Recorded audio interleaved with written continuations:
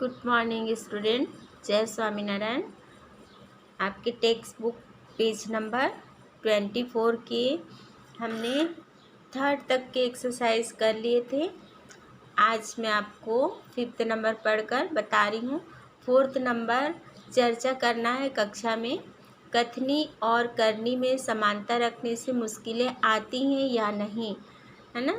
हमने पाठ में पढ़ा है कथनी और करनी।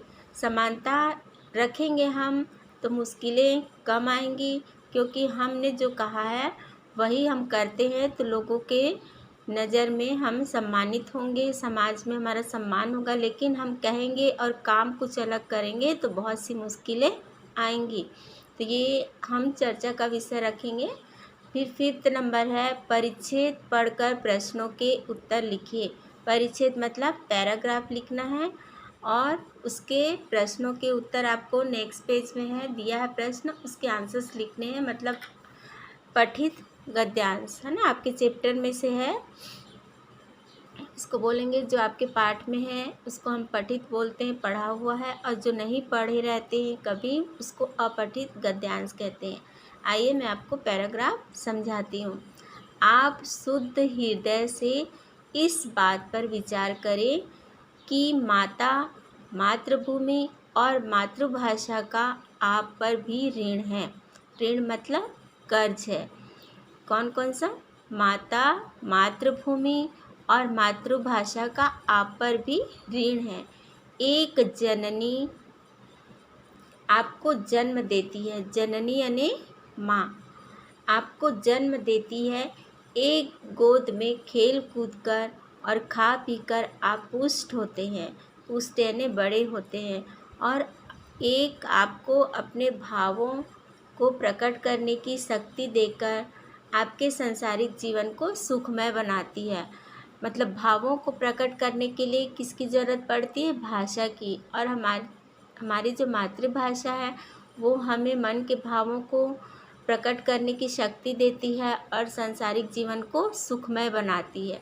जिसका आप पर इतना उपकार है उसके लिए कुछ करना क्या परम कर्तव्य नहीं है? तो प्यारे भाइयों, उठो, आलस्य छोड़ो, काम करो और अपनी मातृभाषा की सेवा में तत्पर हो जाओ। इस व्रत का पालन करना तलवार की धार पर चलने के समान है। किस व्रत का पालन करना? आलस्य छोड़ना है, काम करना है और अपनी मातृभाषा की सेवा करना है ना। यह व्रत कठिन जरूर है, लेकिन इसका हमें पालन करना चाहिए। अत्यंत खेद का विषय है कि आज अधिकांश भारतवासी अपनी मातृभाषा की उपेक्षा करते हैं। वे अंग्रेजी बोलकर अपने अहंकार और दूषित मनोवृत्ति का परिचय देते हैं। मतलब हम अपनी मातृभाषा को छोड़कर अंग्रेजी या इंग्लिश में बोलना अपनी शान समझते हैं, है ना। ये जो है वो हमारा दूषित मनोवृत्ति का परिचय देता है। जो अपनी मातृभाषा का तिरस्कार करता है, मतलब हम अपनी मातृभाषा को इग्नोर करते हैं, उसे कभी भी देशभक्त नहीं कहा जा सकता। कल हमने इंडिपेंडेंस डे मनाया है ना। स्वतंत्रता दिवस, देशभक्ति की गाए हैं। हिंदी एक ऐसी भाषा है जो हर किसी को समझ में आती है और ये हमारी मातृभाषा है। तो इसके प्रश्न मैं यहाँ पढ़ रही हूँ, उत्तर भी मैं आपको इसमें समझाऊंगी। हम पर किस किस का ऋण है? तो पहले ही लाइन में हमने पढ़ा है, मैं ब्रैकेट में टिक भी कर दी हूँ, आप आंसर्स लिख लीजिएगा। माता, मातृभूमि और मातृभाषा का हम पर ऋण है। आप पर मतलब यहाँ पर हम पर ऋण है कर लीजिएगा, आपकी जगह हम कर लीजिएगा। फिर है सेकंड है माता का ऋण हमें क्यों अदा करना चाहिए? यहाँ पर भी मैंने टिक कर दिया है। एक जननी आपको जन्म देती है, एक की गोद में खेल कूद कर और खा पी कर आप हुष्ट पुष्ट होते हैं, और एक आपको अपने भावों को प्रकट करने की शक्ति देकर सांसारिक जीवन को सुखमय बनाती है। इसीलिए हमें माता का ऋण अदा करना चाहिए। ये सेंटेंस आपको जोड़ना है, इसीलिए हमें माता का ऋण अदा करना चाहिए। फिर है किस व्रत का पालन करना अत्यंत कठिन है? तुम आलस्य छोड़ो, काम करो और अपनी मातृभाषा की सेवा में तत्पर होना। इस व्रत का पालन करना अत्यंत कठिन है। किसे देशभक्त नहीं कहा जा सकता?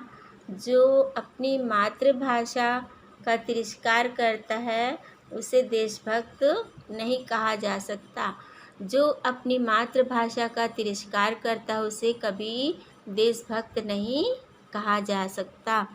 फिर है गद्यांश का उपयुक्त शीर्षक दीजिए। शीर्षक मतलब होगा टाइटल, इसका टॉपिक क्या होगा? तो एक लिखेंगे हमारी मातृभाषा या मातृभाषा का महत्व, है ना, या हमारा देश और हमारी मातृभाषा।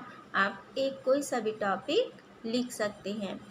फिर है आगे है अंदाज अपना अपना।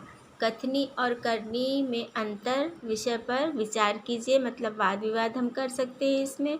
कथनी और करनी में अंतर विषय पर आपके दोस्त ने जो विचार लिखे हैं उन्हें पढ़िए। ये एक्टिविटी है, करके दिखाइए।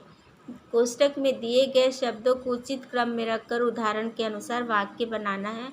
आप जैसे एग्जाम्पल दिया है उदाहरण, फूल तोड़ना मना है, तो यहाँ पर देखिए फूल में सर्कल लगाया है, तोड़ना मना है। इसी तरीके से आप सर्कल लगाकर और भी वाक्य बना सकते हैं जो मैंने आपको होमवर्क में दिया है।